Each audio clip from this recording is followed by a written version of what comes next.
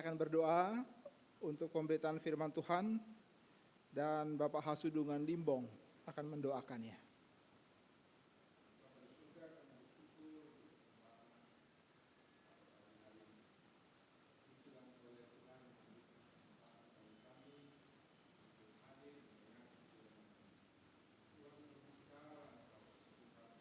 Ya Tuhan.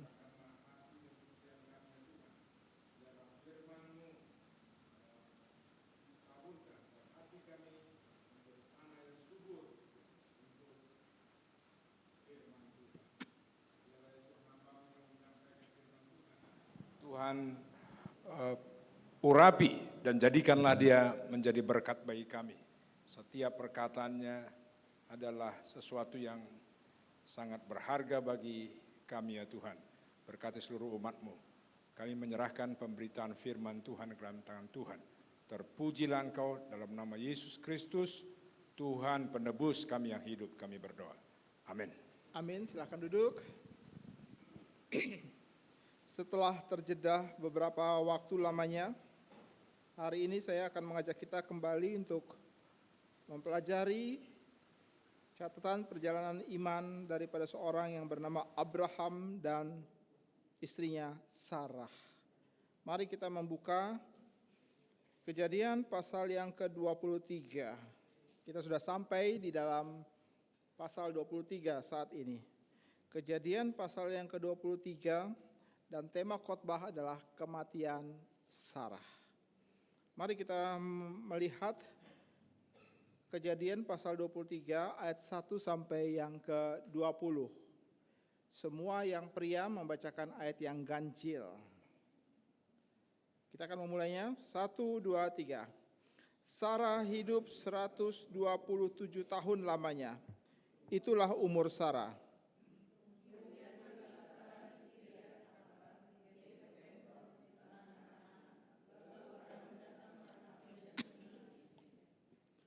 Sesudah itu Abraham bangkit dan meninggalkan istrinya yang mati itu, lalu berkata kepada Bani Het,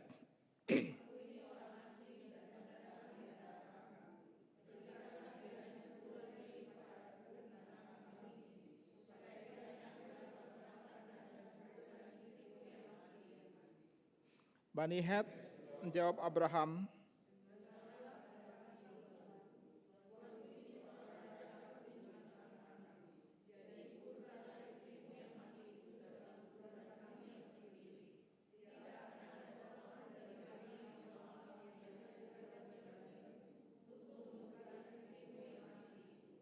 kemudian bangunlah Abraham lalu sujud kepada Bani Het, penduduk negeri itu.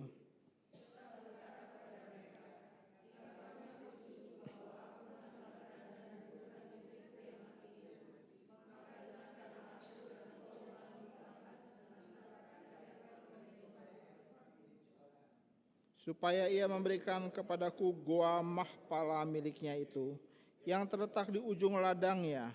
Baiklah ia diberikannya menjadi kuburan milikku di tengah-tengah kamu.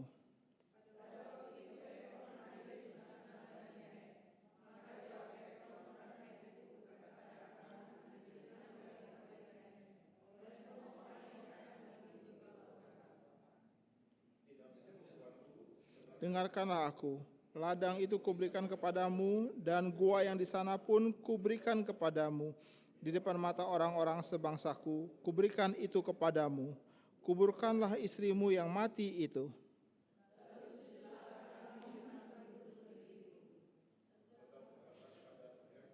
Dengan didengar oleh mereka, sesungguhnya jika engkau suka, dengarkanlah aku.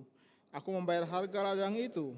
Terimalah itu daripadaku, supaya aku dapat menguburkan istriku yang mati di sana. Tuanku, dengarkanlah aku. Sebidang tanah dengan harga 400 shikal perak. Apa artinya itu bagi kita? Kuburkan sajalah istrimu yang mati itu.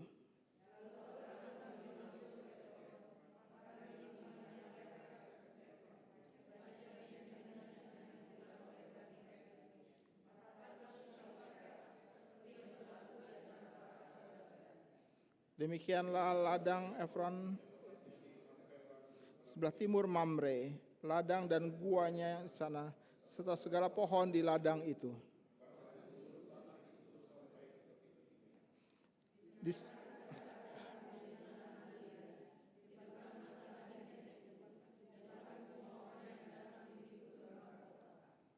Sesudah itu Abraham menguburkan Sarah istrinya di dalam ladang gua Makpela itu, di sebelah timur Mamre, yaitu Hebron, di tanah Kanaan.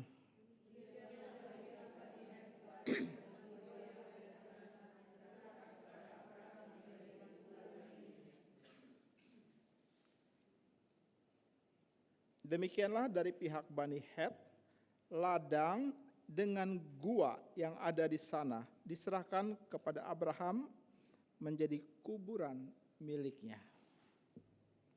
Bapak Ibu yang dikasihi oleh Tuhan, ini adalah catatan daripada Alkitab tentang kepemilikan tanah yang dimiliki oleh Abraham di tanah perjanjian.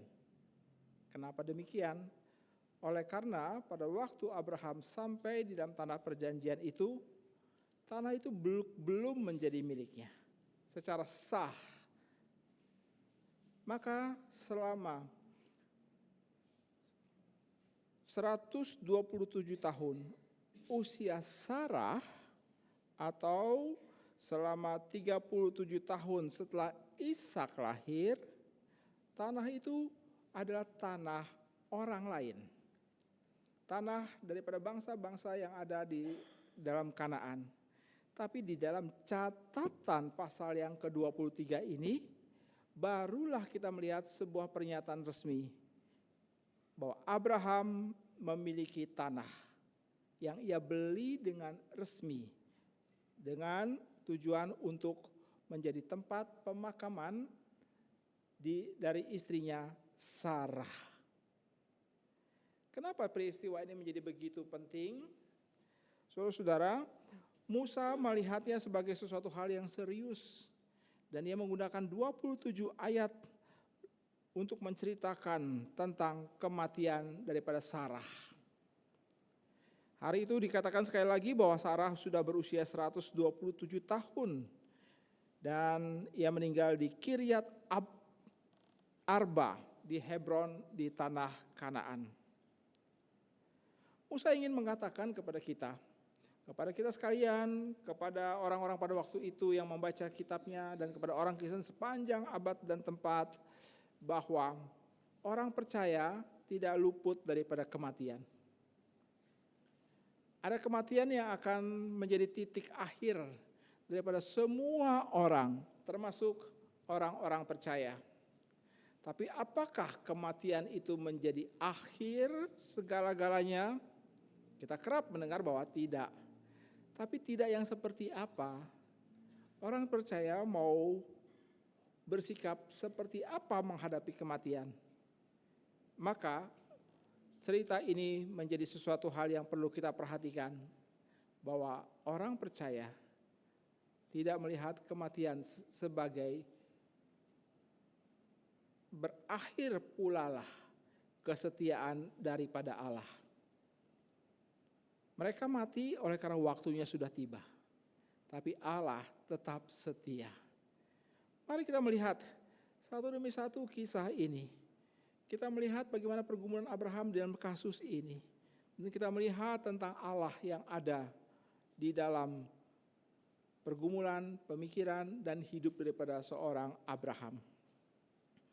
Bapak Ibu sekalian, Kejadian 23 dibuka dengan catatan Sarah mati, Sarah meninggal.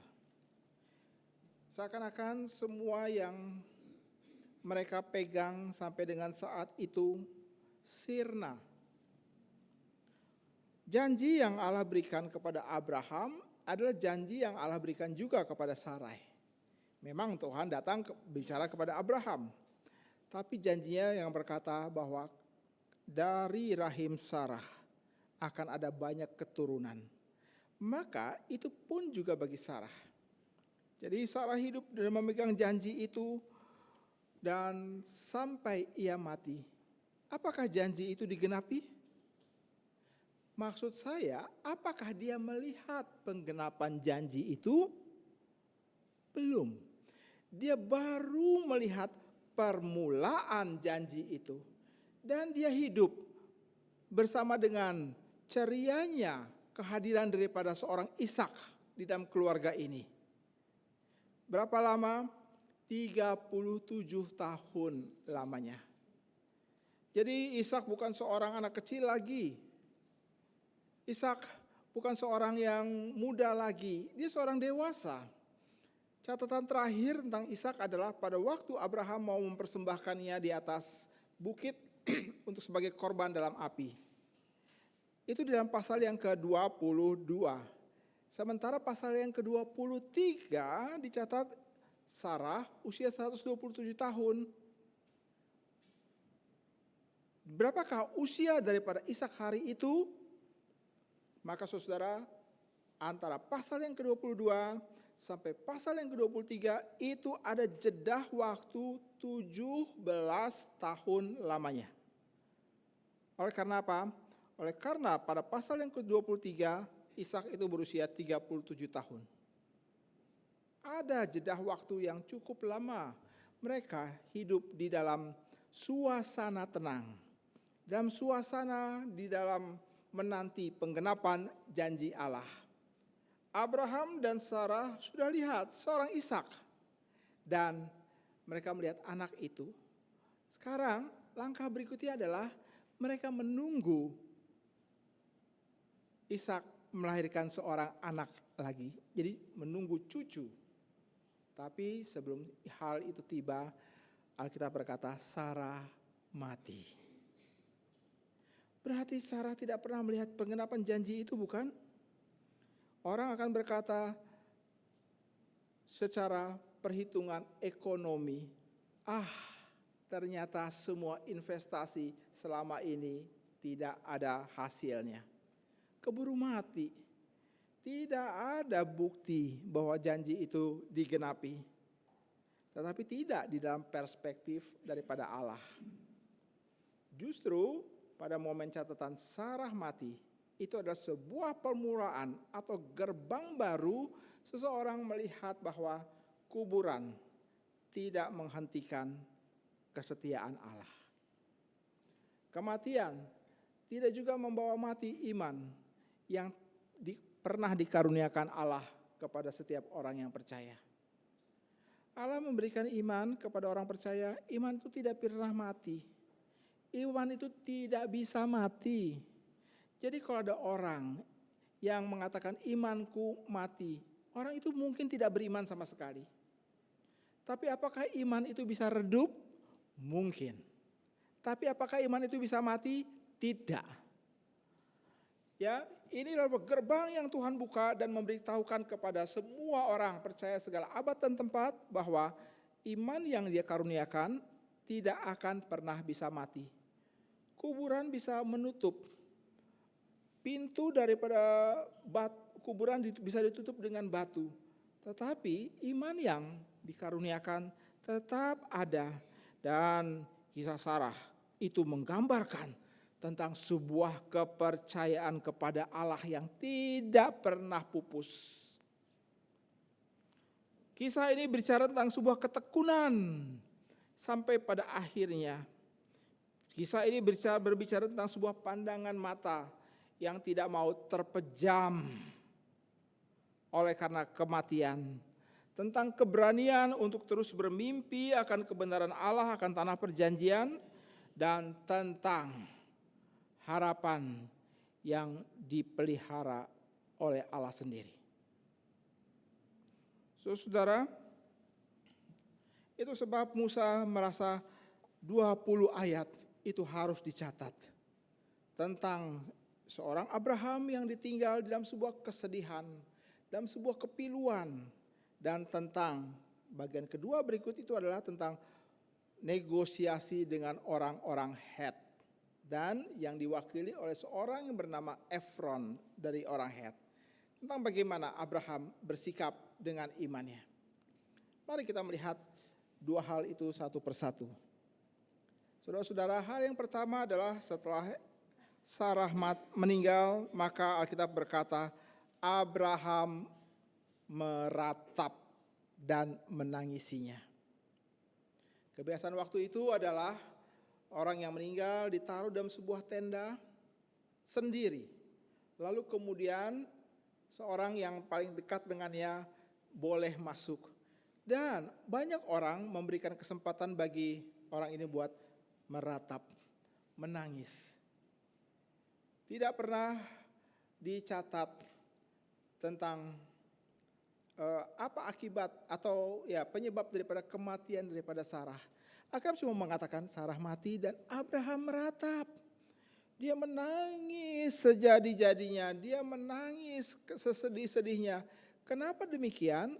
Oleh karena orang yang ada di hadapannya, yang sekarang sudah adalah jasad, itu adalah seorang yang pernah menemaninya, pernah berjalan di dalam keberanian. Sekian waktu lamanya di dalam ketidakpastian. Orang yang dia sedang tangisi ini adalah orang yang pernah berbagi kasih dengannya, yang pernah berbagi hidup dengannya, sehingga kalau dia meratap dan menangis sudah sangat logis.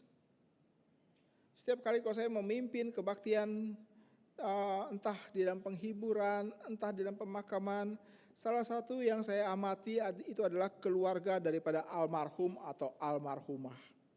Saya memperhatikan dan mencoba untuk menangkap setiap bagian daripada raut muka, daripada mimik muka. Terpancar sebuah kesedihan yang amat sangat, yang mungkin kadang-kadang susah untuk dicerna. Saudara-saudara, apakah tandanya kesedihan itu? Tandanya orang ini adalah orang yang dikasihi. Kenapa dikasihi? Karena ia pernah berbagi hidup sekian waktu lamanya. Maka harus ada kesedihan. Justru kalau orang itu tidak sedih, saya curiga. Ada apa? Kenapa dia tidak sedih? Ya, pasti harus ada momen dia sedih. Harus momen ada dia meratap. Setelah itu kemudian dia bisa menenangkan diri, bisa kemudian bisa menjadi lebih tenang, itu lain cerita. Tapi harus ada kesedihan, meratap. Saudara, menarik. Abraham menatap di hadapan jasad daripada Sarah. Mungkin pada hari itu dia mulai memikirkan atau ada banyak pikiran yang mulai muncul kembali tentang Sarah ini. Tentang Sarah yang sudah menghabiskan waktu sekian ratus tahun bersama dengan dia. Bayangkan, Sarah hidup 127 tahun. Abraham umur berapa? Beda Abraham sama Sarah berapa tahun? Halo? 10 tahun. Itu sebab, saudara bisa bayangkan berapa waktu yang mereka habiskan bersama. Ya, jadi saudara bisa lihat, membayangkan bagaimana Abraham menangis di hadapan Sarah, jasad Sarah. Lalu pikirannya mulai kembali ke masa yang lalu. Mungkin sekali saudara, dia membayangkan pada waktu dia masih ada di Ur Kasdim saat itu. Bersama dengan orang tuanya, dia kemudian melihat pada waktu masih muda, Abraham masih muda, dia melihat ada seorang gadis cantik di lingkungan keluarga mereka. Dan dia mungkin bergumam di dalam hati, kalau ku pandang, elok rupanya. Elok sekali wajah daripada Butet ini. Elok kali itu. Sangat cantik. Lalu Abraham mulai terpesona kepadanya. Saya tidak tahu dia terpesona di bagian apanya. Apakah matanya? Apakah hidungnya? Apakah telinganya? Memang jatuh cinta itu gak masuk akal. Kok bisa terpesona karena lihat matanya? Gak masuk akal. Saudara masih ingat dulu pasanganmu dengan nada-nada atau perkataan seperti itu mencoba merayumu? Aku suka pada kamu karena matamu. CK. Gitu. Ya, mungkin juga Abraham mulai terpesona ketika Sarah menoleh lalu hembusan angin melemparkan rambutnya yang hitam itu. Ih, tambah cantik nian anak ini. Lalu mulai cerita tentang pendekatan, lalu kemudian sampailah mereka menikah. Abraham mungkin membayangkan senyum daripada gadis ini. Senyum yang tidak pernah berubah, bahkan ketika dia sudah 126 tahun, senyuman itu tetap sama. Mungkin juga membayangkan, aduh, cerewetnya istriku. Bisa jadi? Bisa. Aduh, kalau dia marah, itu seperti seekor harimau betina yang siap menerkam. Bisa jadi? Bisa. Dia membayangkan semua itu, cerita tentang tahun-tahun daripada kesukaan, kesedihan yang mereka lewati, sampai kemudian Abraham datang kepada Sarah dan berkata, Tuhan memanggil aku dan menyuruh aku untuk pergi keluar dari Ur Kasdim, meninggalkan seluruh sanak saudaraku. Menariknya tidak pernah dicatat kalau Sarah itu merasa keberatan. Sarah berkata, ngapain pergi ke sana? Kenapa tidak di sini saja? Tidak pernah dicatat. Berarti menunjukkan bahwa Sarah adalah orang yang taat kepada suaminya. Nah, saudara, tahun-tahun perjalanan daripada mereka menghidupi panggilan Tuhan untuk keluar dari Ur Kasdim, itu bukanlah sebuah tahun-tahun yang mudah. Bukan tahun-tahun yang gampang untuk dilewati. Memang pasti ada kesukaan, ada kegembiraan, dan ada sesuatu yang menyenangkan. Tapi jangan lupa ada banyak penderitaan dan kekecewaan juga, bukan? Itu bagian daripada pengalaman iman kita kok. Ada bagian penderitaan dan kekecewaan. Justru itu menunjukkan bahwa aku sedang mencoba inline, berada dalam satu jalan di dalam kehendak Allah. Terjadi benturan yang hebat, pasti. Mengalami kesedihan dan kekecewaan tidak terhindarkan. Dan Alkitab berkata, kalau masa hidup manusia itu dipenuhi dengan penderitaan dan kekecewaan. Pernah baca itu di Alkitab? Itu bagian dari iman. Apakah engkau melihat Allah di dalam penderitaan dan kekecewaan itu? Itu bagian yang tidak terelakkan. Itu satu paket. Ya, dan itu menunjukkan bahwa bagaimana kita berusaha untuk menyesuaikan. Tuhan, aku mau berjalan dalam kebenaran-Mu. Tapi aku menjumpai ini suatu hal yang susah, sulit. Suatu hal yang membawa aku kepada sebuah realita pengalaman iman yang sejati. Kalau pengalaman iman sejati mengesampingkan semua itu, maka iman kita itu akan rapuh. Iman kita pincang dan kita menjadi pecundang. Realita iman selalu satu kali tertentu akan membawa kita kepada fakta atau kebenaran. Aku sulit memahami Tuhan maunya apa. Saudara pernah berpikir sulit memahami pikiran pasanganmu? Jawab. Ini pertanyaan. Pernah merasa sulit memahami pikiran pasanganmu? Ya, pasti. Pasti. Engkau akan berpikir, kok dia pikir begitu ya? Itu tanda engkau susah. Engkau belum menemukan inline dengan pikiran daripada pasanganmu. Lalu engkau berpikir, aku nggak punya masalah dengan memahami pikiran Allah.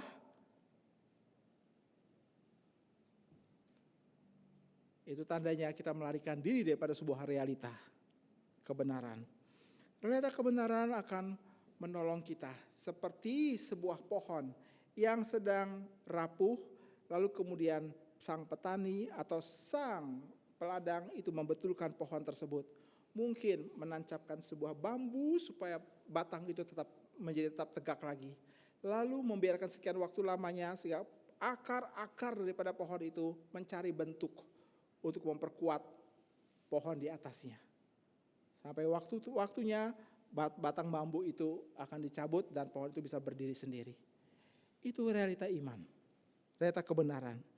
Nah, saudara, Kalau kita kembali dalam tahun-tahun perjalanan hidup Sarah bersama dengan Abraham, maka penuh juga dengan penderitaan dan kekecewaan.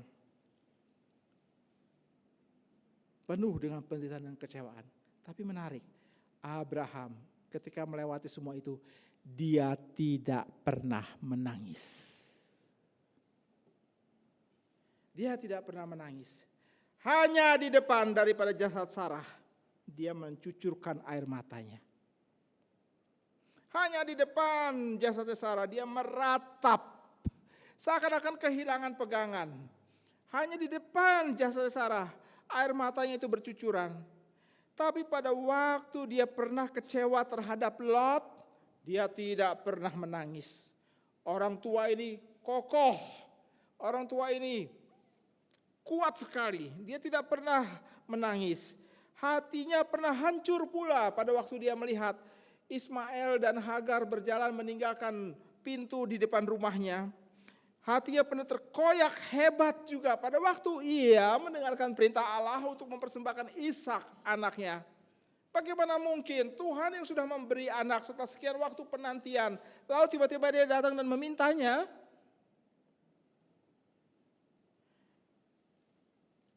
Hatinya memang terkoyak, tapi ia tidak menangis. Justru di dalam bagian ini, ia menangis. Ada air mata kenangan yang keluar dari kedua sudut matanya itu. Dia menangis. Sungguh dia menangis. Oleh karena dia merasa bahwa teman seperjalanan imanku sudah pergi terlebih dahulu. Saudara, ia guncang. Ia guncang. Suatu hal yang wajar. Jangan dibilang ini tidak beriman. Cahaya hidupnya meredup. Meredup. Di dalam tangisan, di dalam tenda, berdua bersama dengan istrinya itu. Tapi itu belum selesai. Kenapa demikian? Karena Alkitab berkata, mari kita perhatikan. Ayat yang ketiga. Sesudah itu Abraham bangkit dan meninggalkan istrinya yang mati itu.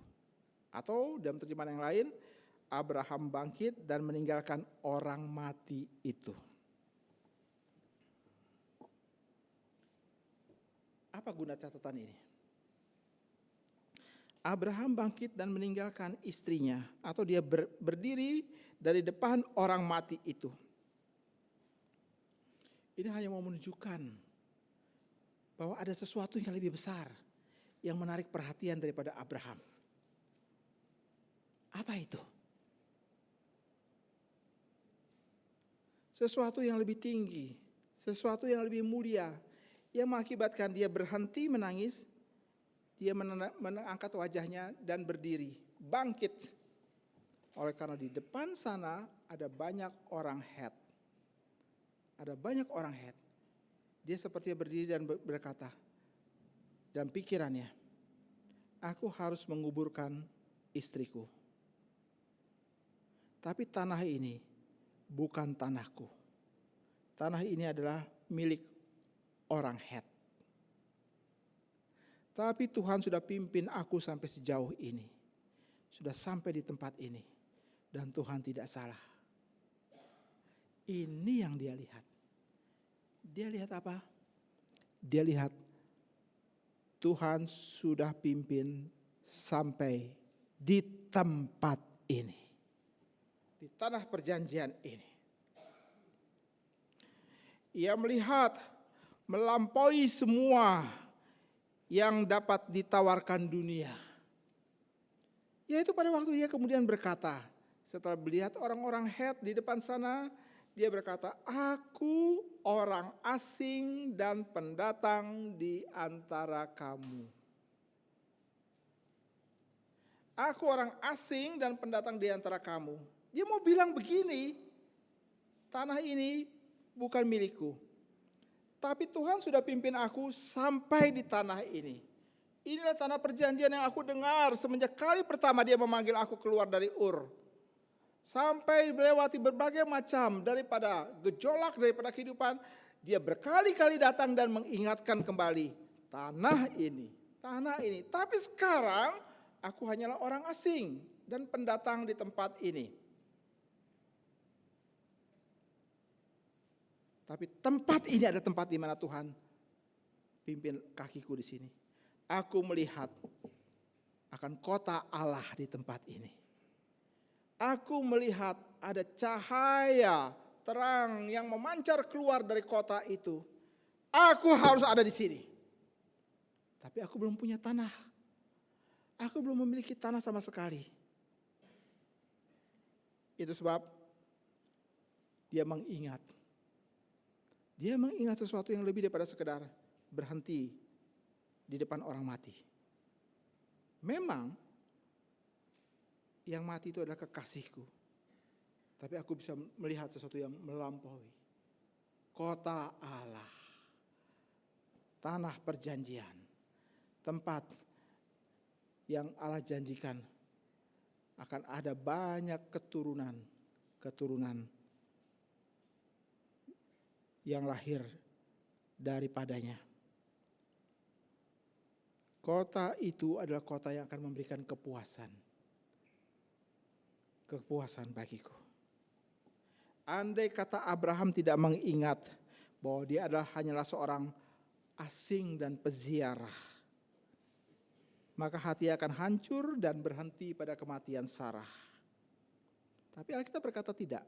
Ia sekarang bangkit dan dia melihat sinar kekal pandangan cahaya Allah yang memancar walaupun belum terlihat dengan jelas, tapi mata imannya melampaui. Disinilah aku akan tinggal di kota Allah.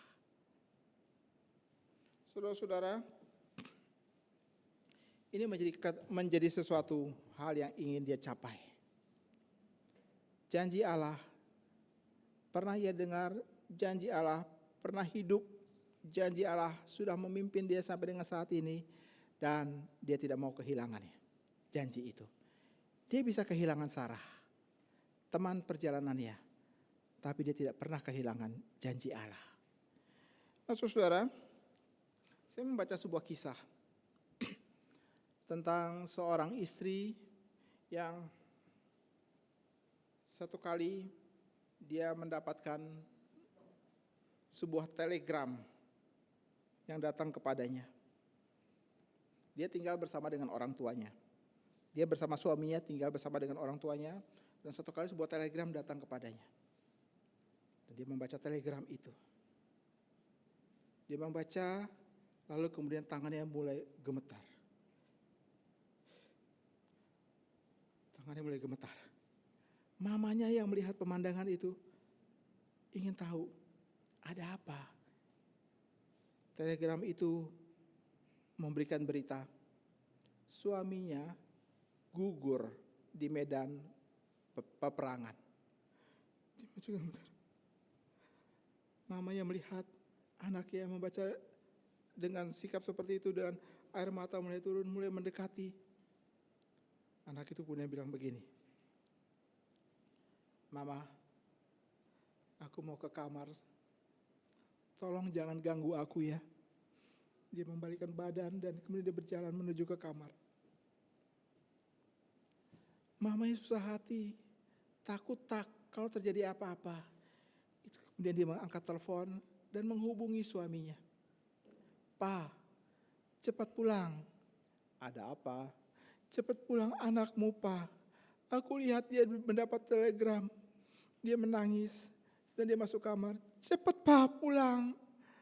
Cepat." Suaminya lalu kemudian cepat-cepat pulang.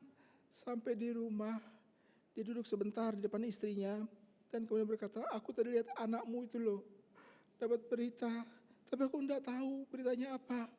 Tapi dia menangis, tangannya gemetar. Lalu dia pergi ke kamar, tidak mau diganggu. Coba Pak lihat, aku takut terjadi apa-apa kepadanya di dalam kamar itu." Papa daripada anak ini kemudian langkah pelan-pelan membuka pintu hati-hati sekali dan melihat anaknya yang perempuan sedang berlutut di samping tempat tidur. Dan kertas telegram itu ada di depan wajahnya. Orang tua ini datang lebih dekat lagi, lalu kemudian dia mendengarkan anaknya sedang berdoa. Kata-katanya adalah, "Oh Bapa Sorgawiku, Bapa Sorgawiku." Dia sedang menumpahkan isi hati. Mendengarkan kalimat itu, orang tua ini mundur perlahan-lahan, keluar kamar, dan ketemu istrinya di bawah. Dia tidak bicara apa-apa. Sampai di bawah, istrinya menanti, ingin mendapat berita. Kata yang dia keluarkan adalah, "Ma, anakmu berada di tangan yang lebih baik dari tanganku." Apa maksudnya?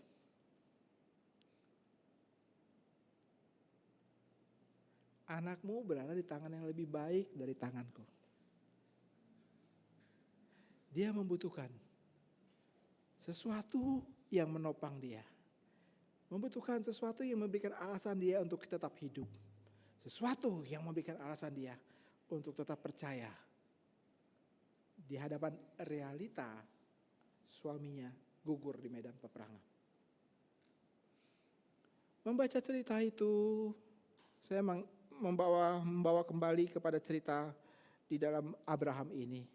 Pada waktu dia bangkit berdiri dan berkata, "Aku hanyalah orang asing dan pendatang di tempat ini."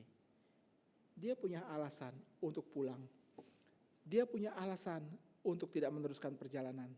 Dia punya alasan untuk membawa Sarah dimakamkan di Ur, tempat di mana awal daripada perjalanan hidup mereka. Tapi tidak dilakukannya. Apa yang dia buat? Dia mau membeli tanah di tempat ini. Karena di tempat inilah Tuhan sudah pimpin sampai dengan sejauh ini. Inilah iman di kala duka. Saudara dan saya satu kali akan berhadapan dengan fakta ini.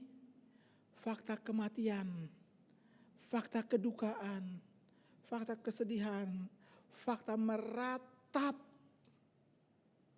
Sudahkah engkau mempersiapkan diri untuk itu? Kita pasti akan sampai di situ, soon or later, cepat atau lambat. Tahun 2008 ketika saya divonis kena CA, saya berkata kepada anggota jemaat di tempat di sana, saya minta dikuburkan di tempat pelayanan saya terakhir. Di mana? Surabaya. Saya sampaikan ini kepada keluarga, adik saya berang, nggak mau, pokoknya aku mau jemput, bawa pulang, meski dalam peti, aku bawa pulang. Aku bilang nggak boleh. Entah dimakamkan, entah dikremasi, pokoknya di tempat pelayanan terakhir. Sekarang kalau saya sudah balik ke Jakarta, maka Jakarta tempat pelayanan terakhir saya. Belum tentu, siapa tahu satu kali saya dipindahkan lagi, siapa tahu. Tapi tempat terakhir itu adalah tempat pelayanan, di mana saya mau dikuburkan di sana. Inspirasi dapat datang dari mana? Dari cerita ini. Tempat di mana Tuhan sudah pimpin sejauh ini, disitulah aku berhenti. Abraham tidak berpikir untuk mengembalikan mayat atau jasad Sarah kembali. Dia mau di tempat ini. Tempat di mana dia sudah berjalan bersama sejauh ini, berbagi kisah tentang bagaimana memahami pikiran Allah. Sampai disinilah aku melihat ujung perintah Allah dalam imanku di tempat ini. Itu iman yang tidak mati. Orang boleh mati, tapi iman tidak. Kuburan adalah ekspresi iman. Kuburan bukan tempat setan. Jangan dibodohi dengan pernyataan demikian. Kuburan adalah tempat iman. Orang akan melihat kamu siapa pada waktu kamu meninggal. Orang akan melihat kamu siapa pada waktu kamu menutupkan mata, Pada waktu orang melihat petimu, pada waktu orang melihat jasadmu, pada waktu orang melihat kematianmu, pada waktu orang melihat pemakamanmu, orang akan melihat siapa kamu sebagai seorang percaya. Yakobus berkata, teladanilah iman mereka. Saudara, tidak heran kalau Ibrani pasal yang ke-11 ayat yang ke-9 mengatakan, oleh iman ia tinggal di tanah perjanjian.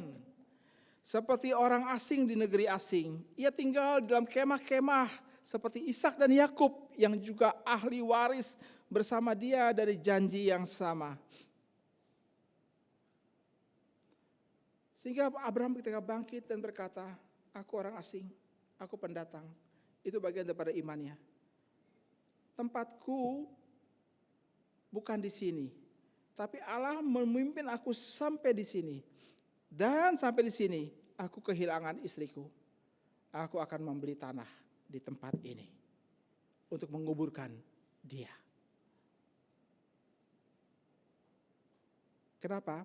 Allah sudah pimpin sampai di sini. Aku tidak akan kembali. Saudara-saudara, itu sebab setelah kisah Abraham bangkit, berdiri dan berbicara demikian, Musa memakai 8 ayat untuk bercerita tentang negosiasinya dengan orang Het. Dengan orang Het. Mari kita sekarang melihat bagian yang kedua. Bagian pertama tadi adalah bagaimana Abraham meratap. Kenapa dia meratap? Orang beriman adalah orang yang meratap juga. Ada air mata yang keluar. Ada kesedihan yang melanda dialami oleh orang percaya. Tapi sekarang kita melihat bagian berikut itu adalah rencana pemakaman dan rencana Allah.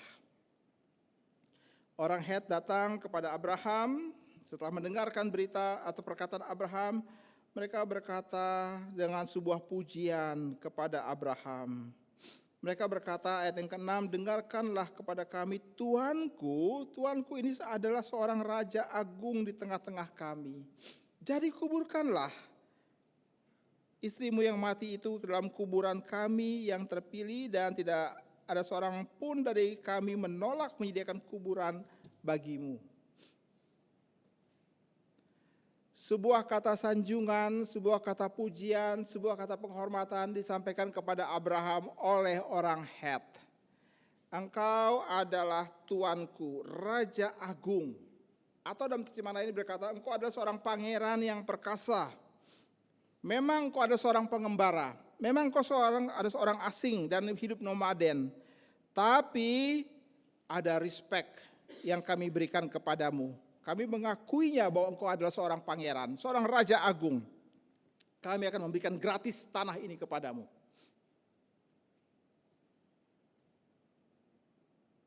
Saya bayangkan kalau saya ada di posisi Abraham, apakah saya akan berkata, puji Tuhan. Gratisan. Tapi mata iman seorang Abraham berkata, tidak. Kamu boleh memuji aku.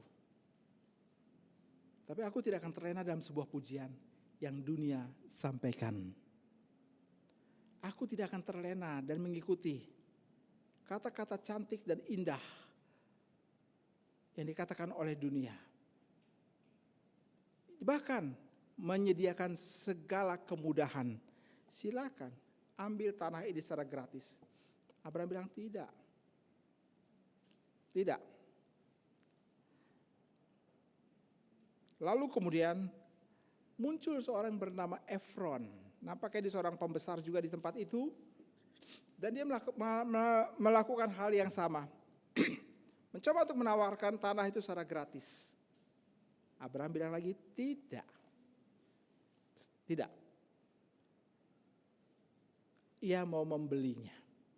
Dan Efron nampaknya melihat situasi ini dan dia bilang, oke, kalau kamu bersikeras untuk membelinya, maka gini deh.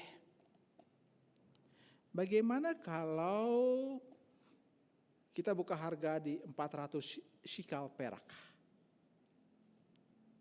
Tentu orang seperti kamu dan saya, 400 shikal perak apa sih artinya? nilainya nggak terlalu besar. Mungkin seperti seorang buang ingus. Apa sih artinya? Nah, saudara, kalimat itu ternyata tidak jujur. Perkataan itu nampaknya tidak tulus. Kenapa demikian? Karena kalau saudara nanti melihat catatan di dalam kitab Yeremia di dalam pasal yang ke-32, di situ dicatat ada sebuah kisah tentang Yeremia membeli ladang, ya, dia membeli ladang di Israel 1.500 tahun kemudian dengan harga 17 shikal perak. Dengan kata lain, Efron memberikan tawaran yang sangat-sangat mahal sekali. Harganya nggak sampai segitu, sangat mahal sekali. Dan Efron kaget oleh karena proposalnya tanpa ada tawaran, tanpa ada bandingan, langsung disetujui oleh Abraham.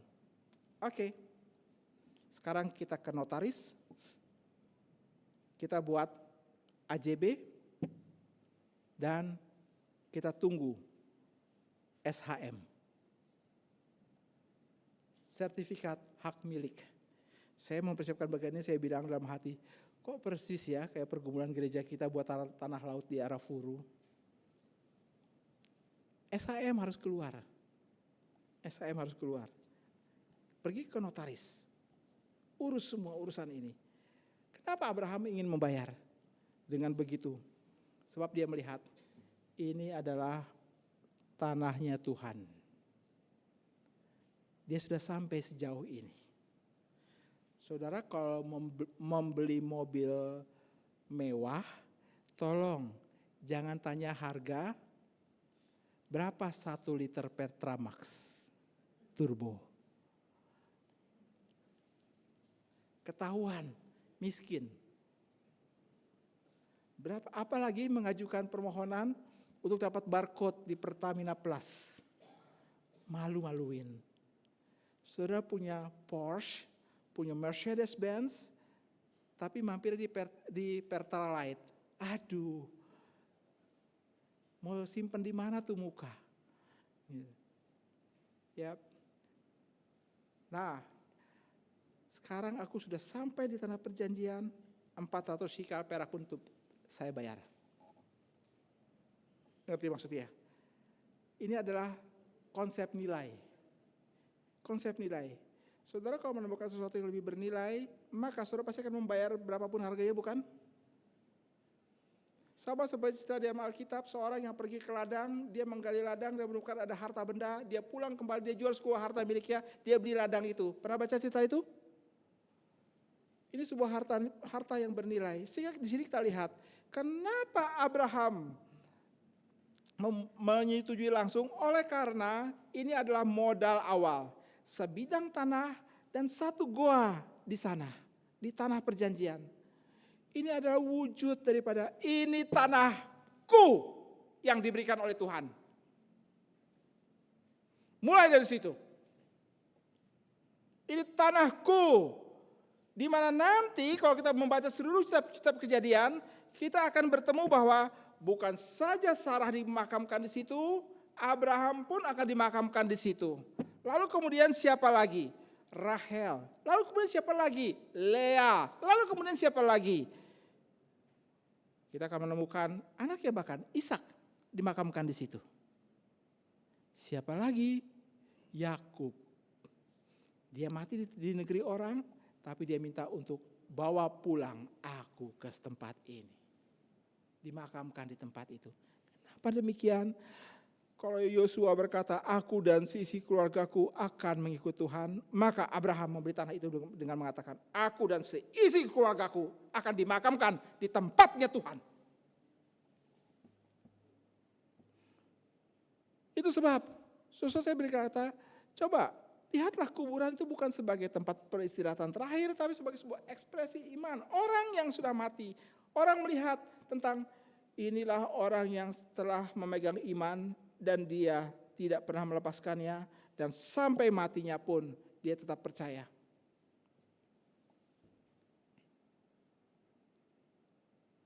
Itu yang bernilai. Itu konsep nilai.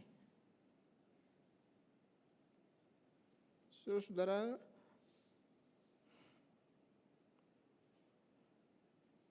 kebenaran itu menyatu dalam hidup Abraham.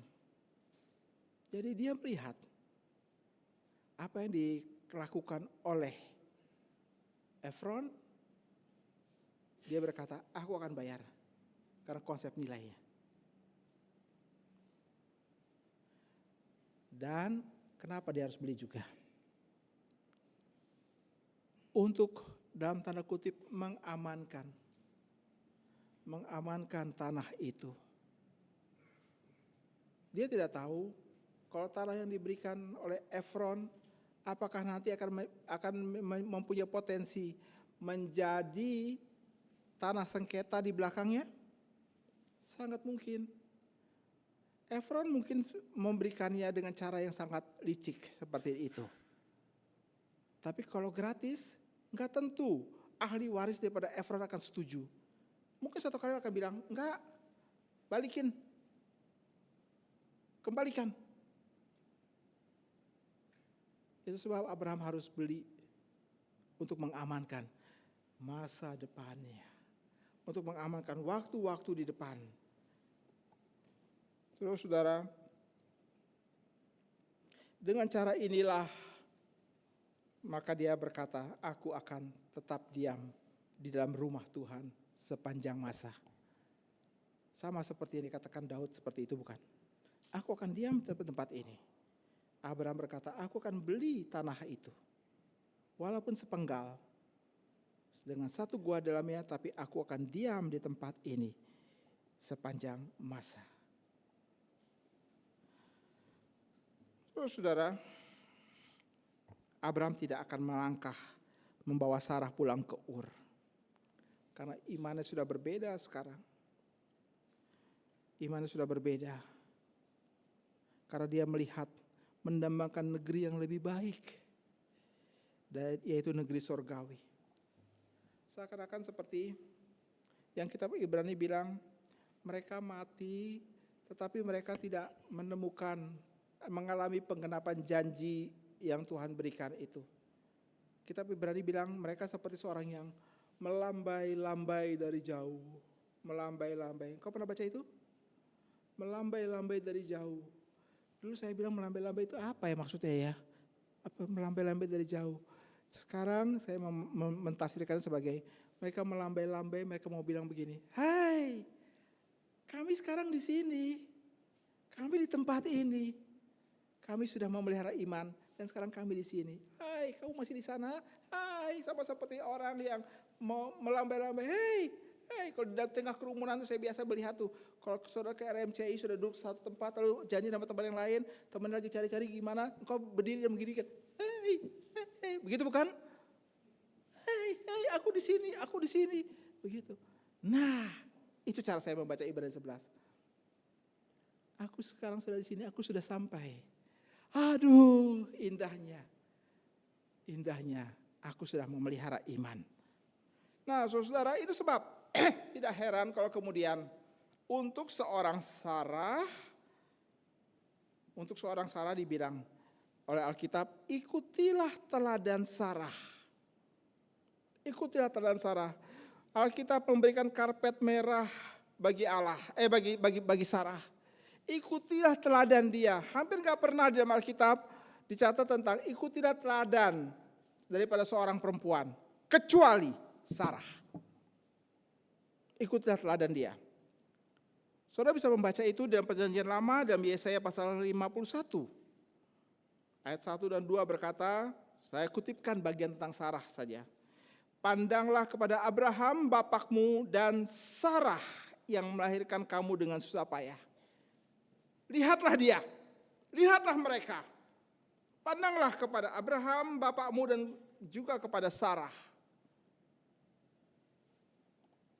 Anak-anak Israel dipanggil untuk melihat kembali kepada Abraham dan Sarah. Tentang tentang sebuah batu karang yang dipahat. Demikian kata Yesaya. Batu karang itu sangat kokoh dan batu karang itu dipahat. Siapa yang memahatnya? Tangan daripada Allah sendiri. Allah itu seorang artis. Dia memahat batu karang Abraham dan Sarah untuk menjadi cerita bagi semua orang percaya segala abad dan tempat. Dalam perjanjian baru kita melihat catatan dari seorang Petrus. Dia berkata, seperti Sarah taat kepada suaminya. Seperti Sarah taat kepada suaminya. Maka saudara lihat di tanah kecil yang diperoleh Abraham itu ada iman yang besar terhadap janji Allah. Mereka berdua mati di dalam imannya.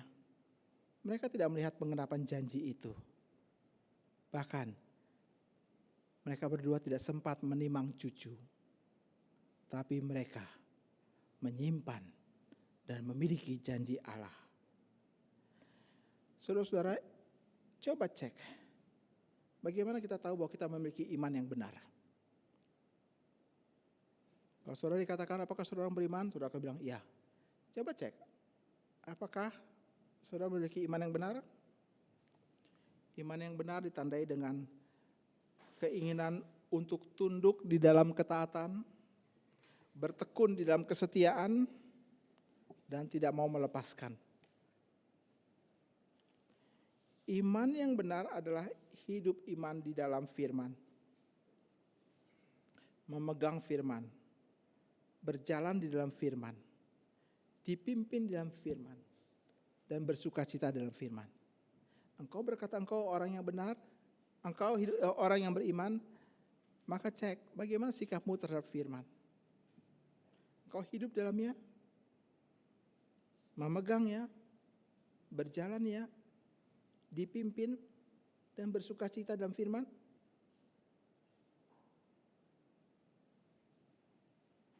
Itu iman yang benar. Kalau kau berkata aku memiliki iman kepada Allah dalam Kristus, tapi enggak ada firman di dalam hidupmu, maka engkau akan mudah untuk menerima tawaran orang Het gratis. Silakan ambil. Silakan. Engkau suka menikmati pujian daripada orang Het. Engkau ada seorang pangeran. Siapa lagi yang kasih pujian? Gak pernah aku mendapat pujian. Dan mereka memberikannya, aku suka, aku terima. Apalagi gratis. Hati-hati terhadap semua yang gratis. Saudara,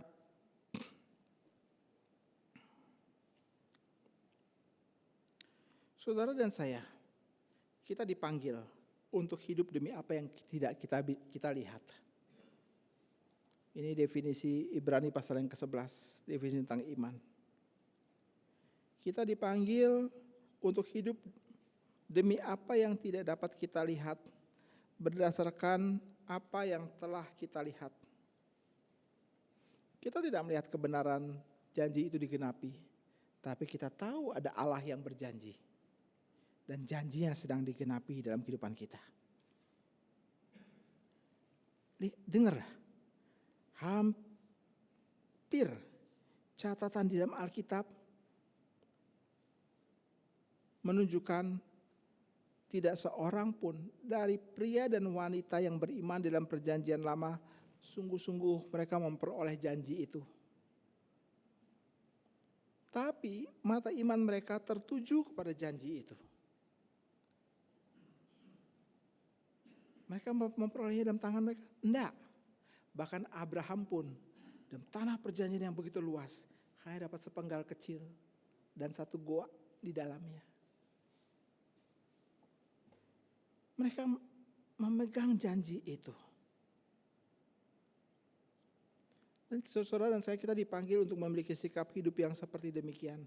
Aku gak melihat sepenuhnya, tapi aku tahu janji ini tidak salah. Janji apa? Kita bicara mengenai janji Allah, janji Allah, janji Allah. Itu sangat abstrak. Janji yang mana sih? Ingat baik-baik. Hidup dalam janji Allah adalah hidup dalam firman Allah. Engkau memiliki firman dalam hidupmu, engkau hidup di dalamnya, engkau berjalan di dalamnya, engkau memegang di dalamnya, engkau dipimpin olehnya, dan engkau bersuka cita karenanya. Maka engkau boleh berkata, aku orang beriman. Beriman harus ditandai dengan di mana firman itu dalam kehidupanmu. Saudara, mungkin kita berkata, aku tidak mengerti, susah diterima. Betul. Karena itu akan ada kekecewaan, akan ada kesedihan, akan ada kepedihan. Betul sekali, betul. Tapi langkah berikut adalah yang menentukan apakah engkau akan berdiri dan berkata, aku hanyalah seorang asing dan pendatang di tempat ini. Dan melanjutkan hidupmu. Kita tidak melihat ujungnya. Karena iman kita masih selesai. Iman kita belum selesai. Saudara, setelah Abraham membawa Sarah, jasad itu masuk ke dalam guanya dan menutup pintu daripada gua tersebut dengan batu besar. Ia mungkin berkata kepada banyak orang yang bersama dengan dia, lihat, kuburan itu ada di sana. Lihat, itu gua Machpelah. Kuburan itu ada di sana. Tapi bukan berarti janji Allah juga ikut terkubur bersamanya. Sarah memang telah dikuburkan, tetapi Allah tetap setia. Allah memang pernah berjalan bersama dengan Sarah. Bahkan di dalam kematian pun Allah berjalan bersama dengan dia. Tapi Allah juga berjalan bersama dengan Abraham yang masih hidup. Dan Abraham berkata, lihat kuburan itu. Hanya membuktikan orang yang sedang beristirahat dalam semua keletihannya, dalam semua perjalanan panjang yang memegang janji Allah dan mau membuktikan janji itu tidak salah. Lihat kuburan itu.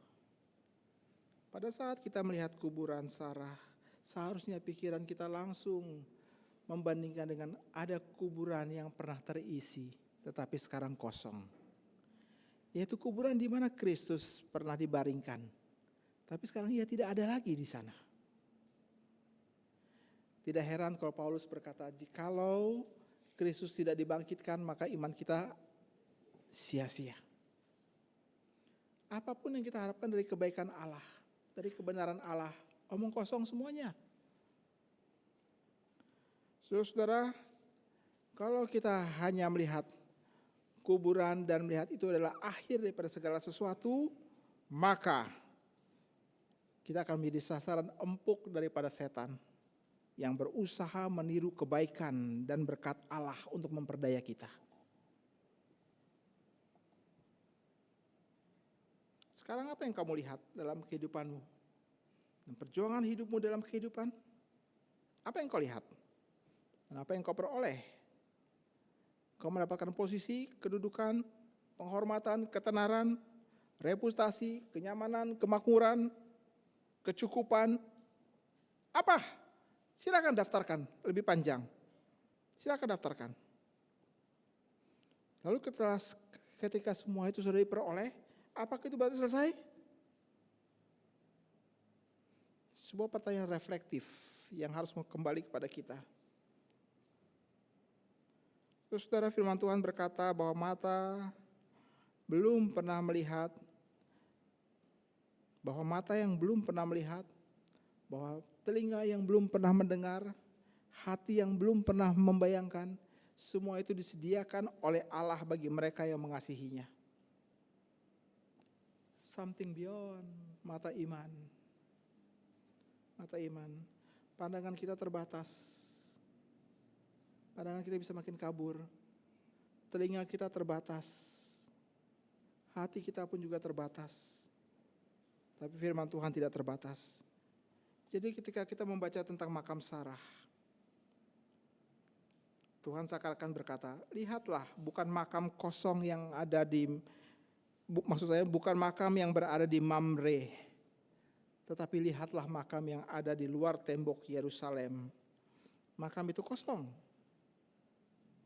Makam itu memang pernah berisi tubuh Kristus yang mati itu.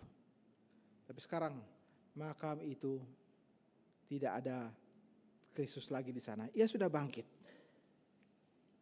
Dia sudah bangkit. Dan ia yang bangkit itu pernah berkata, "Aku telah mati, namun lihatlah aku hidup sampai selama-lamanya. Dan aku memegang segala kunci maut dan kerajaan maut." Inilah jaminan berkat kita sebagai orang percaya. Sama seperti yang pernah ia berikan kepada Abraham dan Sarah. Percayakah engkau? Percayakah engkau? Dia yang memberikan iman, dia yang berjalan bersama. Membetulkan dahan yang goyang. Karena tanah mulai rapuh. Dia membawa sebidang tonggak, menancapkannya di tanah tersebut, mengikat pohon yang rapuh itu, membenarkan akan tanah yang goyang, membiarkannya sekian waktu lamanya, membiarkan supaya akar mencari bentuk. Setelah itu dia melepaskannya, pohon itu berdiri sendiri. Itu yang Tuhan kerjakan. Itu yang Tuhan kerjakan dalam hidup kita. Itu yang pernah dia kerjakan dalam hidup Abraham, yang dia pernah kerjakan dalam hidup Sarah. Tuhan memberkati kita. Mari kita berdoa.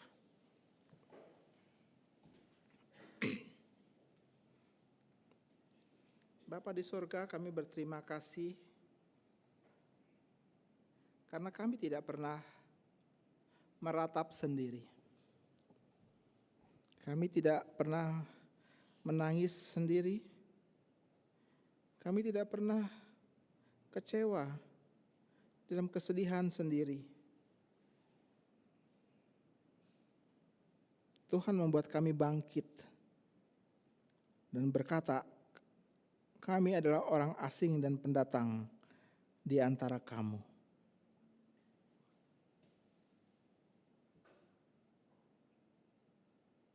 Kami menikmati semua yang Tuhan berikan sahabat ini.